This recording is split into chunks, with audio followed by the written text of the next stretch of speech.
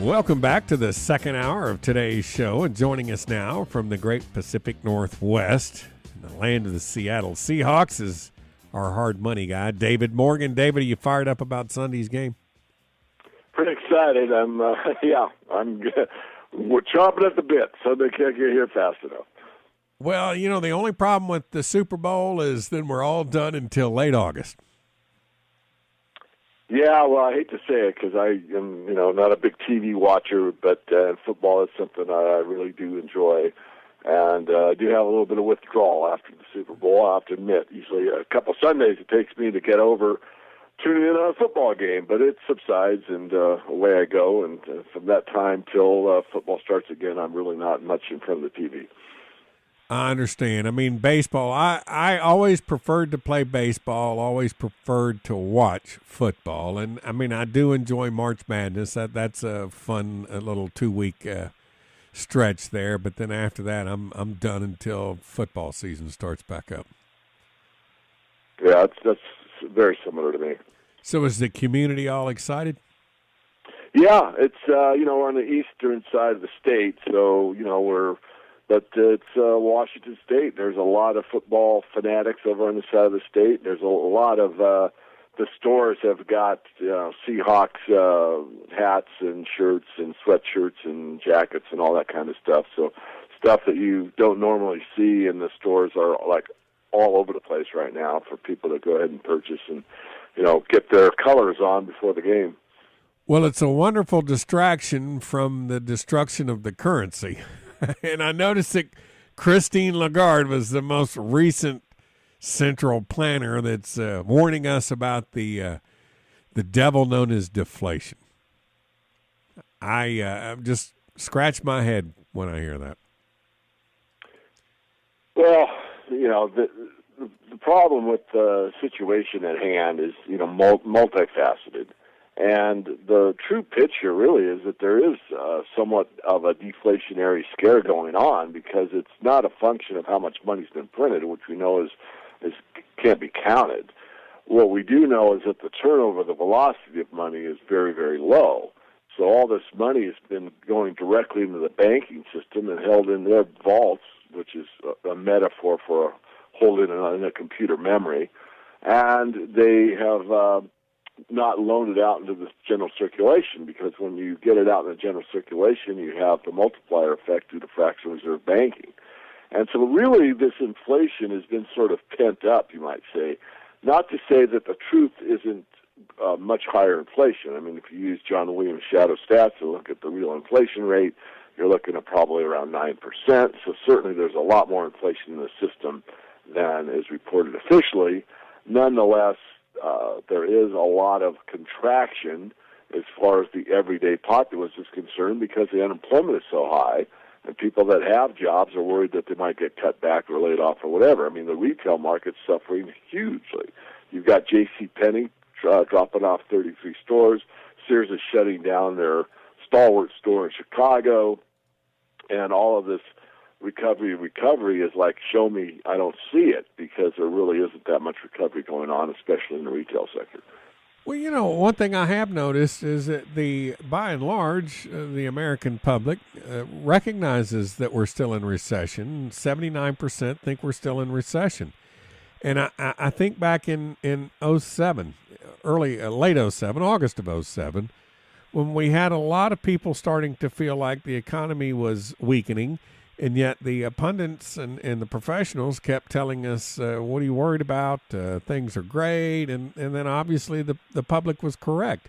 And I think this time around, it's the pundits who have it wrong. The American people know that we're still in recession.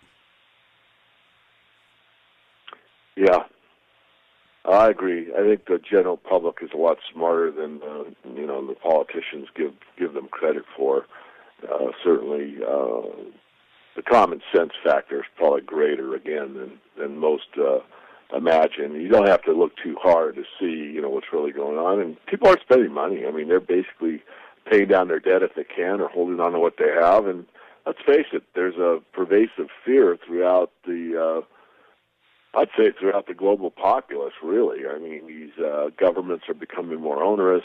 The spying thing, everything that's going on in the landscape right now is set up for a lot of control, and I think it manifests a lot of fear. A lot of people are afraid of the future, afraid of, a lot of things. And I think a lot of it is direct. I think part of the mainstream media's job is to put sort of this overcast, you might call it, on the populace that, things are not only the way we say they are, and not only do we have all the control, but here's the outlook. And the recovery thing, I think, is to try to get people to open up their wallets and get the consumer economy going. I mean, when you think about it, if the United States economy is 70% based on consumerism, I mean, that's like eating your seed corn. I mean, if you are a farmer and you're eating up 70% of your crop, and the next year you don't have a crop, and you got 30% left the following year as your savings, you're not going to make it through the year. And, the whole economy is based on, buying stuff. So there's lots of inconsistencies, there's lots of problems in the economy, generally speaking. And, of course, one of the main problems is the inability of the mainstream media to tell the American populace, or any populace, goes, globally, as far as I'm concerned, the truth. I think a lot of news medias outside of the United States have a little bit better accuracy as far as what's going on, not only within the United States, but probably perhaps on a global perspective. But I don't think there's very many, if any, really truly objective news services. And that's why the alternative media like us is becoming more and more significant in the landscape, because anyone that has an internet connection can choose where they get their information. David, I've noticed that some, not many, but some who have been bearish on the metals in light of the performance, particularly of the gold after that 1183 low, are now starting to change their tune and are starting to dip their toe back into the precious metals. Do you think that we've seen the bottom now for silver and gold, and it's time for these Johnny-come-latelys to start jumping back in? Well, it's possible. I really have, and I'll be consistent. I think the bottom for silver is in, as we've talked many times. For gold, I think it's in, but I'm not sure. And, of course, I could be wrong on silver as well. I mean, gold over the last 30 days has gone from roughly 1,200 to 1,270, so we've had a pretty nice move in gold. And I know there's lots of pundits out there saying that we're going to see $1,000 gold, or, they have certain exact numbers. Again, it's possible. You usually get a pretty good rise in gold the first quarter of every new year. That's a pretty strong seasonality, although the seasonalities haven't been as significant in the last few years as they normally have been. I do think that the bottom is probably here. I am not of the ilk that this is going to drag on another 2 years, like some are saying. I think that either the bottom's in or we're very close, and that the year 2014 is going to be a rebuilding year, and we're going to get up into the probably 1550 level or higher. I'm forecasting up to $1,700 gold this year, and silver to get back up over the 26 level and probably into the 30s. But time will tell. I don't see much negative news to gold. There's all the news on gold and silver right now are pretty positive, meaning that the global financial system is continuing to deteriorate. And the gold situation is getting tighter and tighter. I mean, the physical reality versus the paper paradigm is widening. More and more people are waking up to the fact that something isn't right in the gold market. There is manipulation in the gold market. They can't deliver the gold to Germany. They can't deliver product to various entities that have demanded, physical gold. So this is starting to unravel. And is this the year that it's really going to take place or not? I don't know, but certainly I know we're closer than we were, say, a few years ago. That key reversal in silver that you called a couple of months ago, to maybe 2.5 months ago, is held nicely. It has, and as time marches forward, as long as it continues to be above that level, obviously that's the bottom. There's, again, people out there that think that, we're going to see lower silver prices, lower than that, and, again, we'll see. But the market knows more than anybody, manipulated or not. I think there's a Chinese put in the market. I think that the Chinese are willing to buy gold even at a higher rate than they already are, the $1,200 level. You got to remember that people have market orders, or I should say limit orders in these markets. I mean, there's sitting open orders that are sitting here waiting at, you know, 1,200, 1,190, 1,180, 1,175, and on it goes. And these are people that are taking either a position or hedging or whatever they're doing, but these are orders that are yet to be executed. But there's a softening or a cushion or a barrier, if you will, at certain support levels for various reasons. But there's a lot of, you know, people that are in the gold market just from the jewelry aspect, the love trade. I mean, Frank Holmes spoke at the conference in Vancouver that I just returned from, and he talked about the fear trade and the love trade in gold. And I mean, gold's raised normally about 60% is, you know, wedding rings and jewelry for your loved ones and that type of thing. Only 40% of the gold market has to do with, you know, economic uncertainty. So the real trade in gold is the love trade, not the fear trade.